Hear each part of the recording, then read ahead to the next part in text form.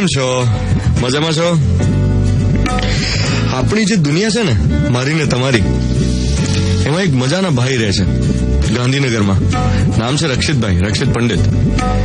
એમણે મારા ઘરથી ઓફિસના રસ્તાનું નામ પાડ્યું છે પ્રેરણા પથ. એ કહે છે કે ધ્વનિત, રેગ્યુલરલી તારા મોર્નિંગ મંત્રમાં જ્યારે તું કોઈ દૃષ્ટાંત આપે, જ્યારે તું કોઈ વાત કરતો હોય, ત્યારે ઘરેથી મિર્ચીના સ્ટુડિયો પહોંચતા સુધીમાં તને જે દેખાય તે તારી વાતમાં તું વણી લેતો હોય છે. સવારે તારા ઘરથી મિર્ચીનો જે રસ્તો છે એ તારા માટે પ્રેરણા પથ છે. એમની વાત સાચી છે. મને સવારમાં અમદાવાદના રસ્તા જોવા બહુ જ ગમે. કોઈ સ્કૂલે જતું હોય, કોઈ સ્કૂલે મૂકવા જતું હોય, કોઈ ચાલવા જતું હોય, કોઈ ચાલીને પાછું આવતું હોય, કોઈને સ્ટાફ બસ પકડવાની હોય, કોઈ એએમટીએસ, બીઆરટીએસ, એસટીની રાહ જોતા હોય, કોઈ ક્યાંક ચા પીતું હોય, કોઈ છાપું વાંચતું હોય, લારીવાળા બધું એમનું સેટ કરતા હોય, પેલો કીટલીવાળો જે હોય એ પહેલી ચા જે બનાવી હોય એને જમીન ઉપર ઢોળી રહ્યો હોય. મને આજ સુધી સમજાયું નથી કે આ ચાની કીટલીવાળા જે પહેલી ચા બનાવે એને રસ્તા પર કેમ ઢોળી દેતા હોય છે. તમે જોજો બધા કીટલીવાળા આવું કરે, ખબર નહીં કેમ.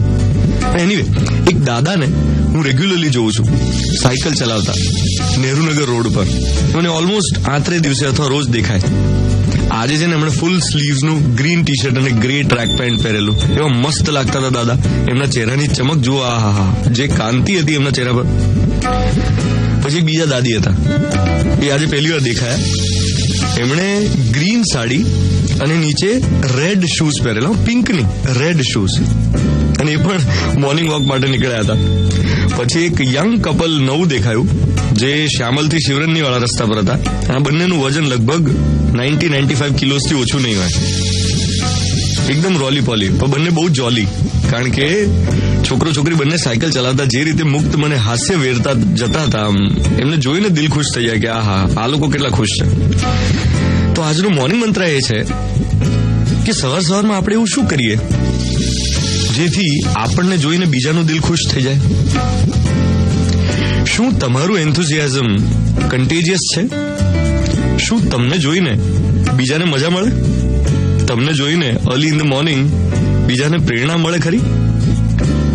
આ સવાલ પોતાની જાતને પૂછીને દિવસની શરૂઆત કરીએ. 7:15 થઈ